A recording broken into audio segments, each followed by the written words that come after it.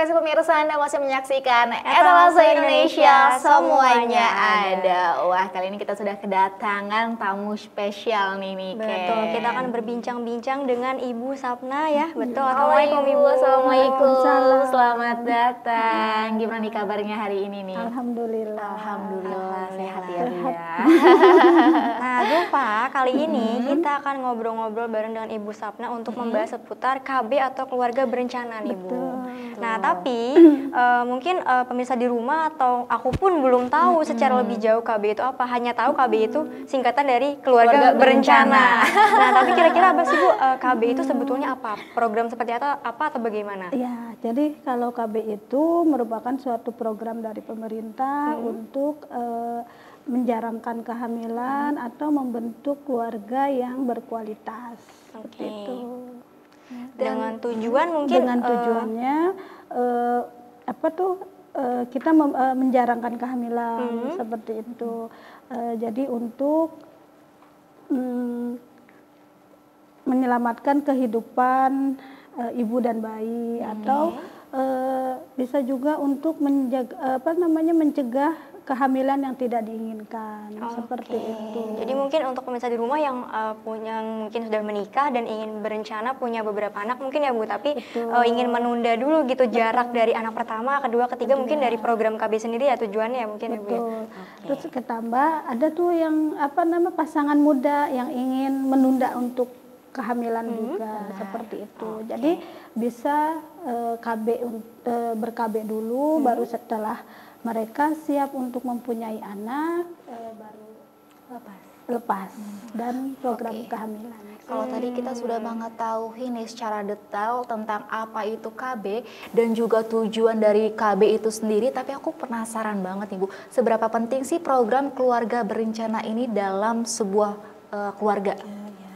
Jadi sebetulnya program KB ini sangat penting dalam sebuah keluarga yang memang jadi KB ini bisa kita mewujudkan keluarga kecil sejahtera dan bahagia seperti itu. Jadi dianjurkan untuk pasangan suami istri tidak melebihi jumlah anak dari 2 orang seperti itu. Biar semuanya bahagia lah dengan keluarga kecil. Betul. Karena sesuai dengan slogannya ya, 2 anak lebih baik.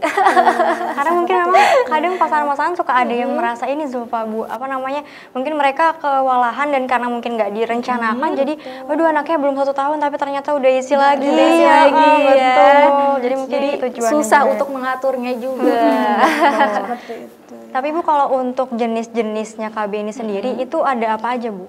Banyak jenisnya itu ya, ada seperti hormonal, termasuk yang namanya jenis untuk hormonal ini ada sampai suntik, ada pil gitu. Suntik juga nanti ada yang 1 bulan atau 3 bulan. Bahkan yang terbaru sekarang ada yang 2 bulan. Seperti itu. Tapi kalau untuk jenis KB-nya nih Bu, tadi kan ada yang disuntik, ada yang pil gitu ya.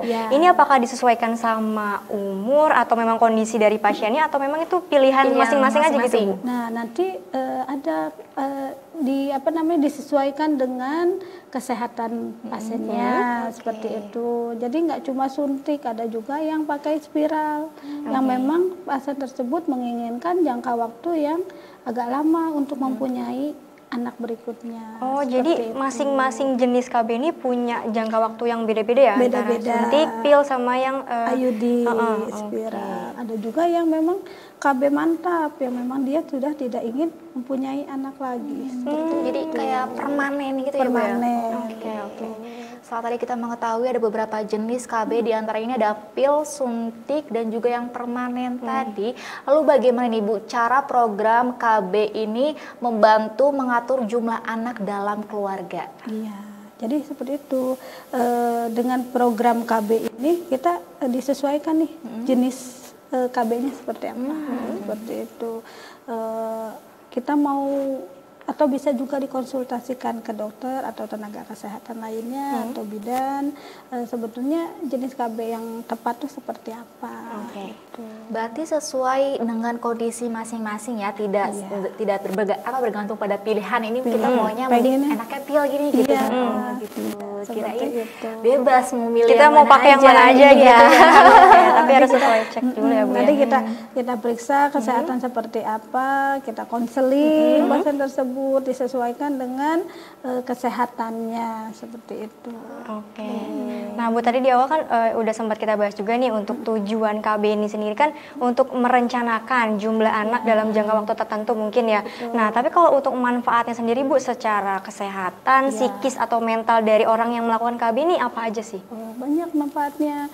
Pertama, kita bisa mengatur jarak kehamilan. Yang kedua, bisa hak dari bayi tersebut mendapatkan ASI yang cukup. Maksudnya sebetulnya kan kalau untuk menyusui itu sampai 2 tahun ya. Jadi dengan ber-KB ini kita berusaha untuk menjarangkan kehamilan berikutnya Di seperti usia yang itu, tepat juga di ya, Bu, usia yang ya. tepat. Atau juga bisa untuk mencegah penyakit menular akibat seksual. Ya, penyakit infeksi menular seksual seperti itu.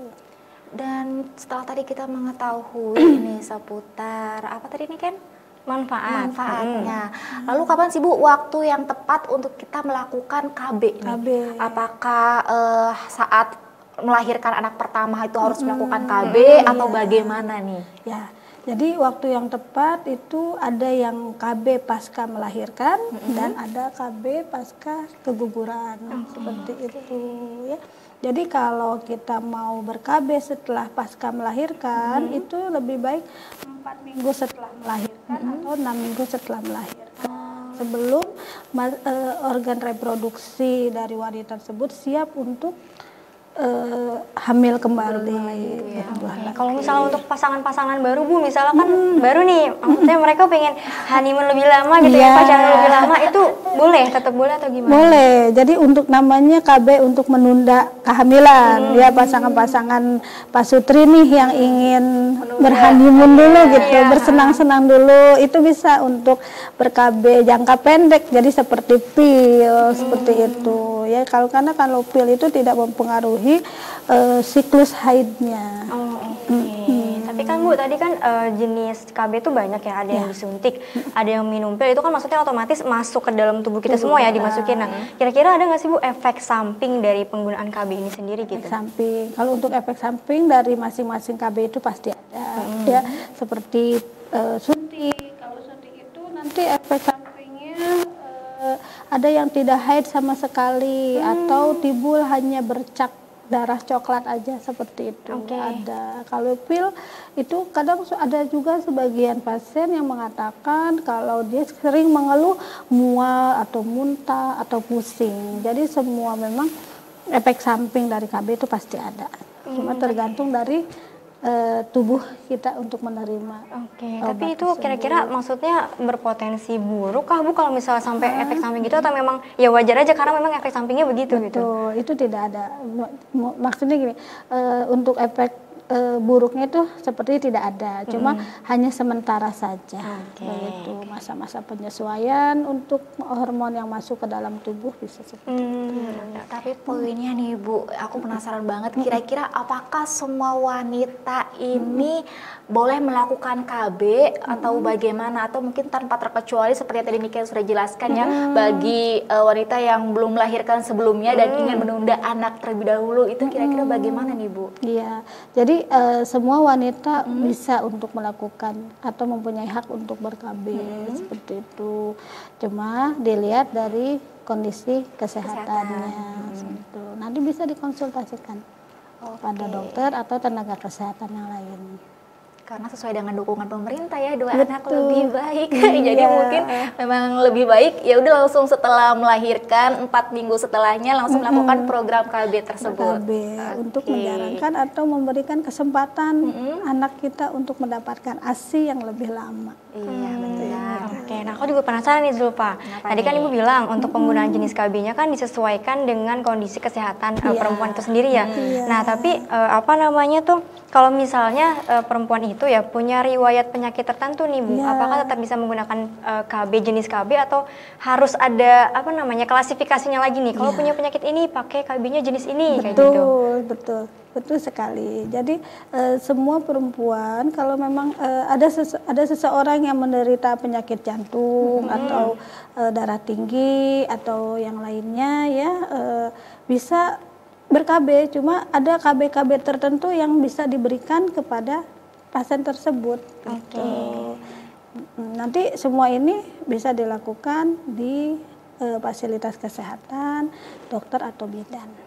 Oke, yang penting dicek dulu ya Bu, mungkin kondisi kitanya seperti apa, nanti Iya. disesuaikan oleh tenaga medis juga tahu, Dengan kesehatan Ibu kita cocoknya ya. pakai KB yang Iya. seperti ini, karena mungkin ada riwayat penyakit seperti ini gitu ya Bu ya. Mungkin Ibu sebelum mengakhiri bincang-bincang kita pada kali ini, mungkin ada sedikit pesan yang ingin Ibu disampaikan kepada para pemirsa di rumah mengenai pentingnya keluarga berencana, Bu. Iya.